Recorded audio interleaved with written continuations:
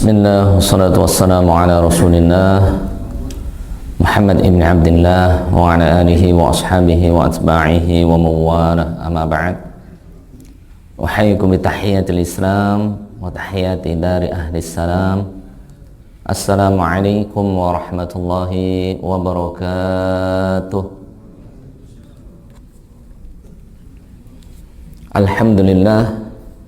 Alhamdulillahi ala nikmatil imani wal islam wal amni wal aman was sihhati wal afiyah. Alhamdulillahilladzi bi ni'matihi tatimmu shalihat. Asyhadu an la ilaha illallah wahdahu la syarika lah wa asyhadu anna Muhammadan abduhu wa rasuluh safi wa khaliluhu alladzi la nabiyya wa la rasula ba'dah. Allahumma salli wa sallim wa barik ala nabiyyina wa qudwatina sayyidul awwalin wal akhirin nabiyyuna wa habibuna Muhammad sallallahu alaihi wasallam wa ala alihi wa ashabihi wa atba'ihi wa man sara ala nahjihi wastanna bi sunnatihi wattaba'ahum bi ihsanin ila yaumil qiyamah. Amma ba'd. Walaqad qala Allah Ta'ala fi kitabil aziz wa huwa asdaqul qailin. Ya ayyuhalladzina amanu taqullah. Wahai orang-orang yang beriman, bertakwalah kepada Allah Azza wa Jalla haqqa tuqatih, dengan sebenar-benarnya ketakwaan. Wala tamutunna illa wa antum muslimun. Jangan sekali-kali kita mati kecuali dalam kondisi iman, Islam, bertakwa kepada Allah Subhanahu wa taala. Wa qala ta'ala wa tazawwadu fa inna khairaz zadi taqwa. Dan Allah mengingatkan kita semuanya, perbanyaklah mencari bekal. Fa inna khairaz zadi taqwa. Ketahuilah bekal terbaik yang akan kita bawa tiadanya adalah ketakwaan kita, keimanan dan amal-amal soleh kita. At-taqwa bimtithali awamirih. Dan ketakwaan itu menjalankan perintah-perintah Allah sebaik-baiknya. Wajtina binawahi. Dan takwa itu menjauhi larangan-larangan Allah Subhanahu wa ta'ala seoptimal mungkin, sejauh-jauhnya. Jamaah salat zuhur Masjid Al-Ahnaf Waskita Heritage rahimani wa rahimakumullah yang dimuliakan Allah Subhanahu wa ta'ala. Alhamdulillah, mari perbanyak memuji syukur kepada Allah Subhanahu wa ta'ala alladzi bi ni'matihi tatimmu shalihat. Karena nikmat yang Allah berikan kepada kita sehingga kita masih diberikan oleh Allah kesempatan untuk beribadah sampai hari ini Selasa 8 Sya'ban 1447 Hijriah, yang kurang lebih Ramadan 22 hari lagi. Allahumma barik lana fi Sya'ban wa balighna Ramadan. Semoga Allah memberkahi kita semuanya di bulan Sya'ban, dan semoga Allah menyampaikan umur kita, usia kita dengan penuh kesehatan sehingga kita bisa mengoptimalkan ibadah kita sebelum Ramadan.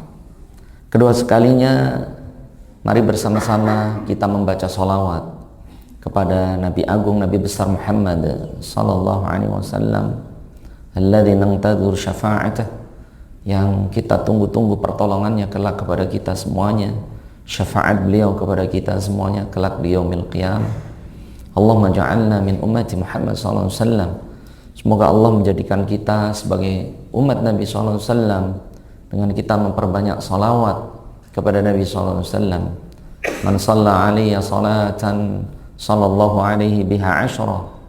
Yang Rasulullah sallallahu alaihi wasallam beliau bersabda, barang siapa seseorang yang bersalawat kepadaku 1 kali, niscaya Allah akan membalasnya dengan 10 kali lipat.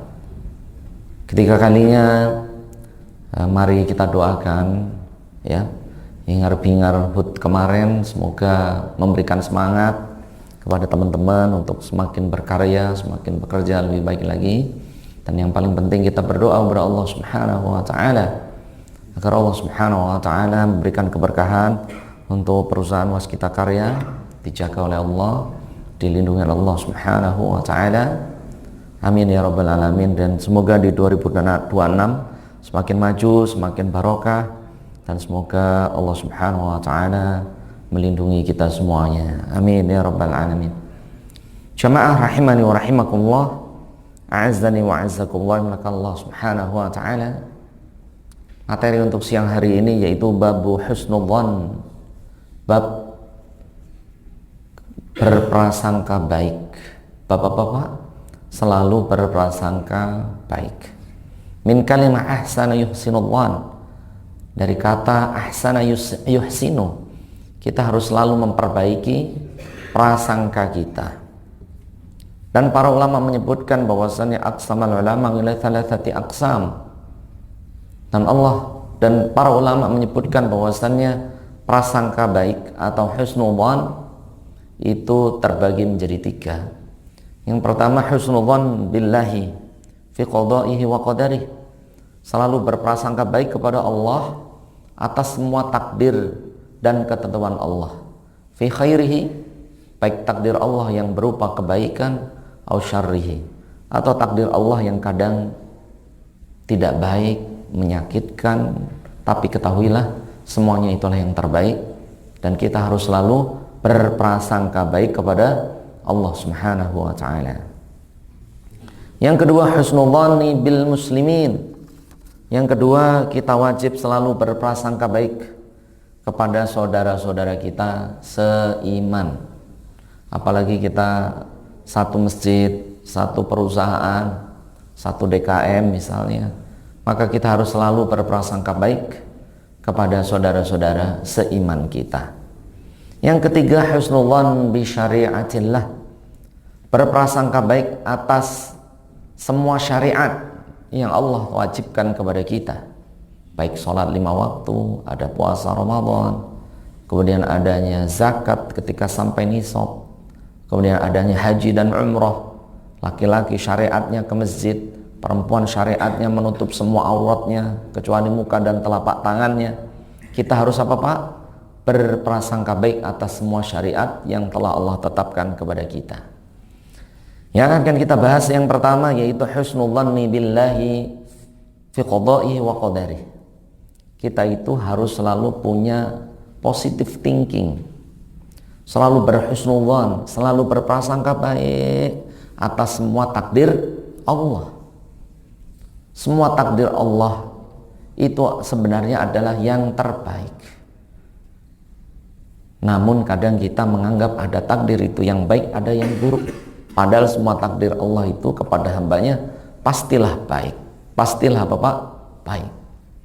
Nabi SAW, ada pertanyaan sebelumnya. Siapa manusia yang paling berat ujiannya di muka bumi Pak? Siapa manusia yang ujiannya, cobaannya itu paling berat? Kira-kira siapa Bapak Ibu? Siapa? Nah, betul Mas Solihuddin. Para nabi dan rasul itu ujian yang paling berat.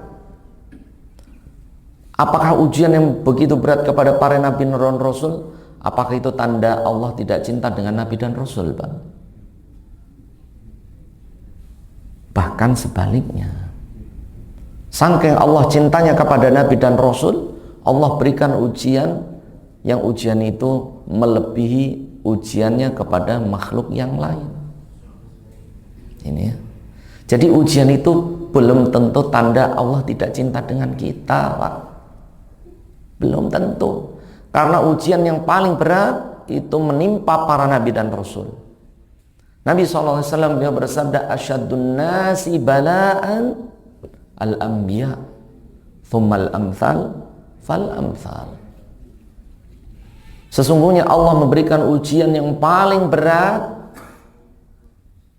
itu bukan kepada orang yang paling Allah benci, bukan.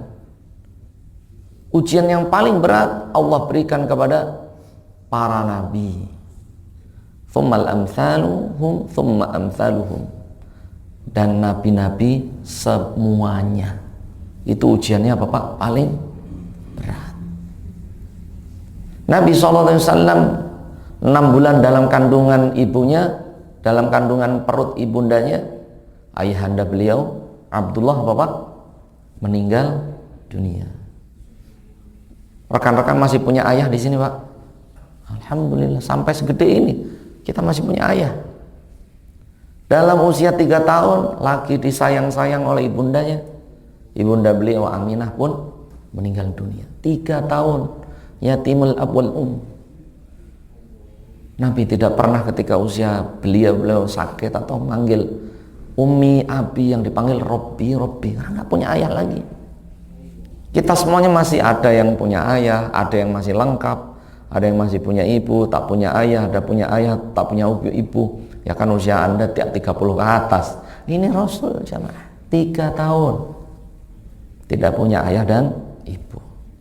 Dirawat oleh kakeknya 1 tahun, Abdul Muttalib pun meninggal dunia. Kemudian dirawat oleh pamannya 5 tahun. Kemudian usia 6 tahun Rasulullah mengembala. Usia 13 tahun diajak oleh pamannya berdagang, Pak, ke Syam. Ini jamaah berat Nabi SAW. Bahkan Nabi kita tercinta SAW ini diriwayatkan oleh Ummul Mukminin Aisyah radhiyallahu taala anha, itu pernah tidak masak gitu, Pak. Itu Badrodaini 2 bulan purnama nggak masak. Ada tidak di antara kita yang 2 bulan nggak masak, Pak? Nggak ada. Gas 2 jam habis aja udah bingung, istri nelpon. Wow, ini istri Nabi 2 bulan jemaah. 2 bulan tidak masak. Tidak masak. Ujian Nabi berat. Sebelum wafat Rasulullah mengingatkan menantunya, ya Ali, innali rahnun, saya masih punya hutang gadai, lidir'i, baju perangku, li syubratin min syair, saya gadaikan untuk makan dengan 1 karung gandum. Ini Rasul sebelum wafat, Pak. Ingat, saya masih punya gadaian, baju perang saya, harta saya titipkan ke orang Yahudi, ditukar sekarung gandum. Masya Allah, berat ujian Nabi. Dan yang paling sedih ada ini, Rasulullah sampai wafat. Jadi beberapa hari sebelum Rasulullah wafat, Jibril mendatangi Nabi SAW. Wahai Muhammad, innaka satalqi rabbak, sebentar lagi engkau akan berjumpa Rabbmu dan semua ujianmu akan selesai. Dan orang yang pertama menyusul setelahmu adalah putrimu tercinta Fatimah radhiyallahu taala anha. Coba, Rasul mau meninggal, dikabarkan orang yang akan menyusul setelah Rasul adalah siapa? Putrinya. Kira-kira kalau kita dikabarin kayak gitu bagaimana jemaah? Bagaimana? Kuat tidak? Allah, berat jemaah. Kalau kita yang meninggal oke, tapi kalau dikabarin setelah Anda yang akan meninggal adalah istri Anda, istri Nabi kan udah meninggal dulu, putri Anda, berat jemaah. Sedangkan putrinya masih punya anak-anak kecil, Hasan Hussein sedang masih kecil-kecil. Rasulullah sedih jemaah. Melihat begitu beratnya ujian Nabi SAW, dan Nabi SAW beliau itu mau meninggal ya sakit jemaah, manusia ya, manusiawi, panas, kemudian pingsan, sembuh dan seterusnya. Maka 3 hari sebelum meninggal Rasulullah SAW beliau bersabda, hadis ini diriwayatkan oleh Jabir bin Abdullah, diriwayatkan oleh Imam Muslim. Sami'tu Rasulullah SAW yaqulu bi 3 ayyam qabla wafatih. Jadi 3 hari Rasulullah SAW sebelum wafat, Rasul mengumpulkan anak istrinya, mengumpulkan sahabat-sahabatnya. Beliau bersabda, la yamutanna ahadukum illa wahwa yuhsinu dhann billahi azza wa jalla. Jangan sekali-kali kalian mati kecuali selalu berprasangka baik atas takdir Allah azza wa jalla. Coba, Pak, sebegitunya Nabi SAW. Jangan sekali-kali salah satu kalian mati kecuali kalian selalu berprasangka baik atas segala ketentuan Allah Azza wa Jalla. Berprasangka baik. Semua takdir Allah itu sebenarnya baik. seandainya kita mengetahui hikmahnya. Sudah sering saya sampaikan perkataan ulama, rubba musibah tuqarribuna ilallah wa rubba ni'mah tub'iduna anillah. Berapa banyak ujian, musibah membuat orang sadar dan dia mendekatkan diri pada Allah. Ada orang ini jarang sholat, jarang ibadah, orang tuanya meninggal, Allah, dia berubah, bertobat, jadi soleh, jadi taat. Ada orang yang sebelumnya peminum, kemudian istrinya meninggal, tobat, jadi soleh, taat pada Allah. Banyak jemaah. Rubba musibah tuqarribuna ilallah. Jadi jangan kita anggap ujian itu buruk. Semua takdir Allah itu baik. Ada orang-orang yang harus dekat pada Allah, diuji dulu. Diuji dulu, baru dia sadar, baru dia taubat. Wa rubba ni'mah tub'iduna anillah. Dan berapa banyak nikmat membuat orang malah jauh dari Allah Subhanahu wa ta'ala. Misalnya Qarun, Allah Ta'ala berfirman surat Al-Qasas ayat 75, inna Qaruna kana min qaumi Musa. Sesungguhnya Qarun sebelumnya adalah muridnya Nabi Musa.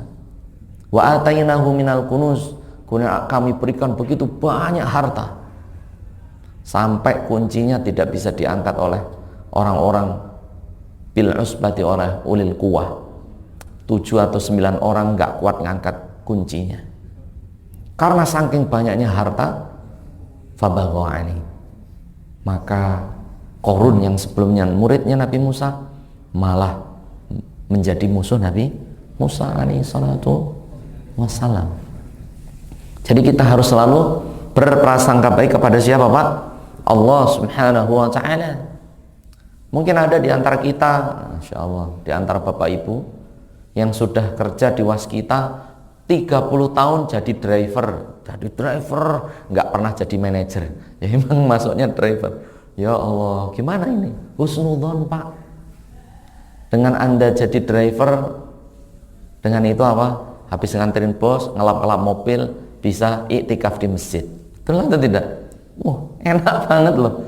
Coba yang paling banyak iktikaf di masjid siapa? Bapak-bapak driver. Betul atau tidak?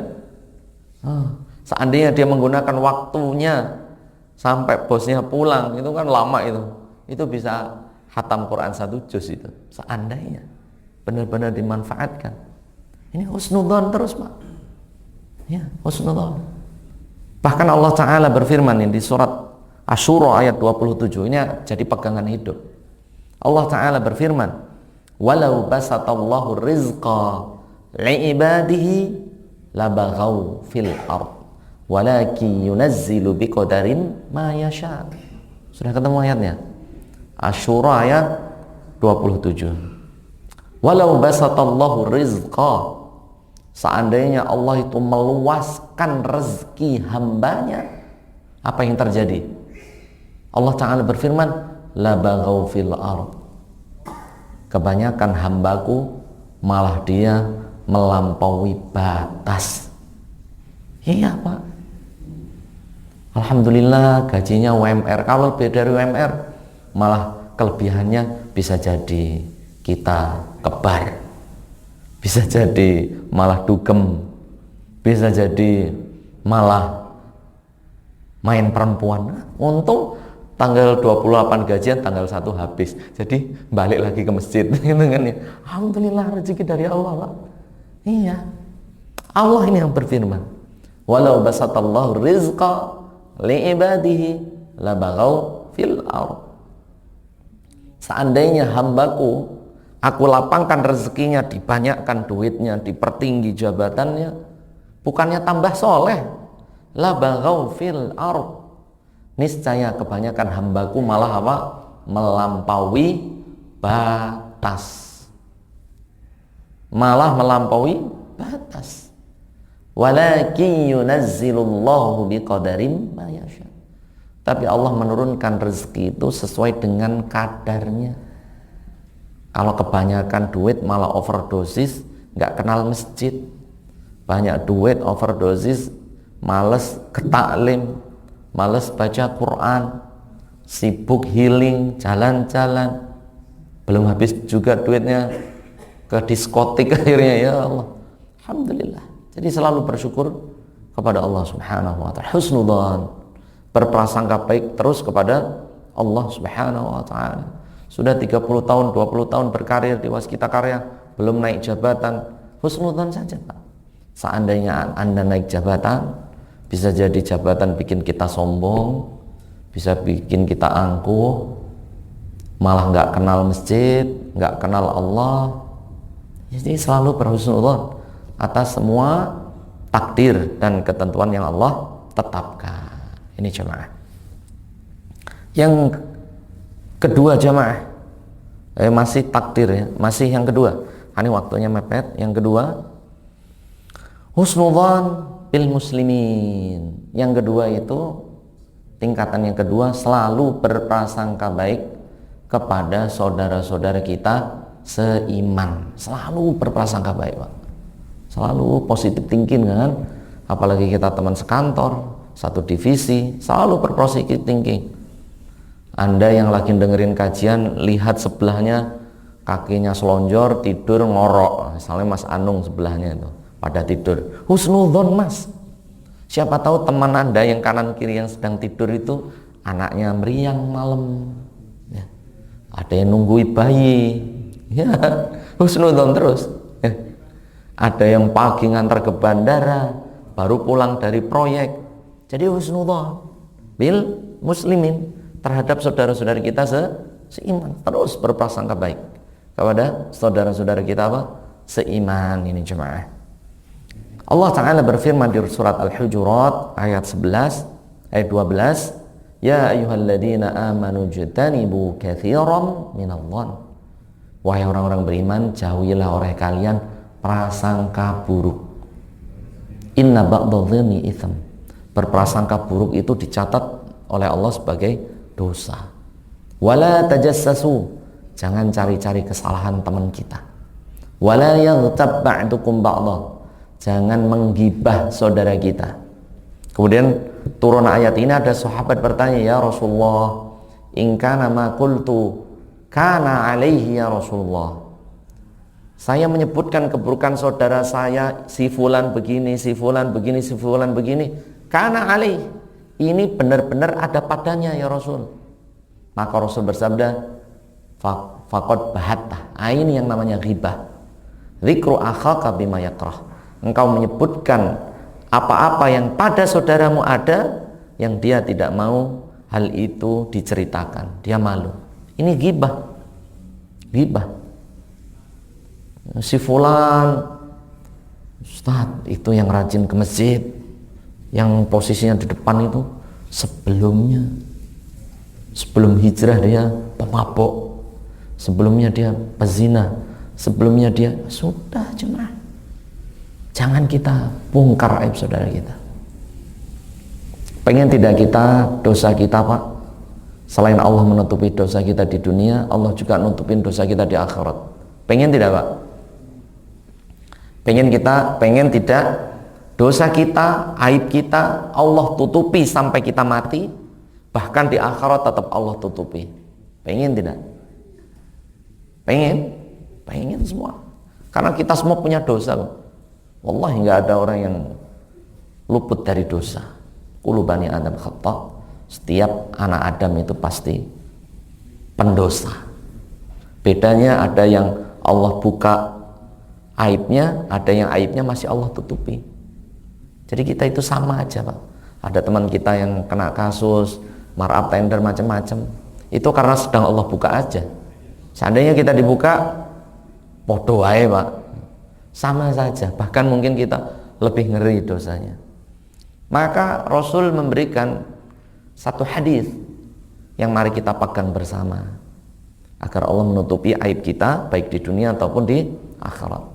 Rasul bersabda, man sattara muslima fit dunya sattarahullahu lahu fit dunya wal akhirah. Dalam hadis sahih Rasul bersabda, barang siapa seseorang menutupi aib saudara seimannya, ditutupi dosa-dosanya Pak, Ya sudah, kita saja yang tahu, cukup, jangan dicerita-ceritakan. Cukup kita yang tahu, kita simpan, kita hapus dari memori, kita lupakan. Kita tutupi kesalahan saudara kita di dunia. Apa sabda Nabi? Illa sattarahullahu lahu fid dunya wal akhirah. Kecuali Allah akan menutupi aib orang tersebut di dunia, begitu juga nanti di akhirat. Ya Allah, ini jemaah. Sehingga Nabi SAW selalu berdoa, kita baca bareng-bareng. Doa ini silahkan dipraktekkan. Allahumma astur aurati wa amin rawati. Saya ulangi, Allahumma astur, ya Allah tutupilah aurati, dosa dan aibku, wa amin, dan berikanlah rasa aman, rawati, atas apa-apa yang aku takuti. Apa sih yang paling kita takuti? Yang kita takuti itu Allah membuka aib kita. Itu Pak, ngeri banget. Maka Nabi saja berdoa, Allahumma astur aurati, ya Allah tutupilah aibku, wa amin rawati, ya Allah berikanlah rasa aman atas apa-apa yang aku takuti. Itu ya. Tayyib, qadarullah masya fa'al, udah jam 12 nanti kebablasan. Jadi masih ada satu materi, yaitu ada 3 tingkatan. Yang pertama husnudzan kepada Allah, yang kedua husnudzan kepada orang-orang yang beriman, yang ketiga husnudzan terhadap syariat Allah Subhanahu wa ta'ala. Taib, ada pertanyaan? Masih ada 1 menit? Tidak ada? Taib, kita selalu harus berhusnudzan kepada Allah, berprasangka baik atas semua takdir Allah, berprasangka baik terhadap saudara-saudara kita seiman, selalu berprasangka baik atas semua syariat yang Allah wajibkan kepada kita semuanya. Semoga Allah memberkahi kita semuanya, dan semoga Allah menyampaikan umur kita sampai bulan Ramadan. Amin ya rabbal alamin. Demikian, semoga menjadi ilmu yang bermanfaat. Kita akhiri dengan baca hamdalah, alhamdulillahirabbil alamin. Kita tutup dengan doa kafaratul majlis. Subhanakallahumma wa bihamdika asyhadu an la ilaha illa anta astaghfiruka wa atubu ilaika. Wassalamualaikum warahmatullahi wabarakatuh. Barakallahu fikum jami'an.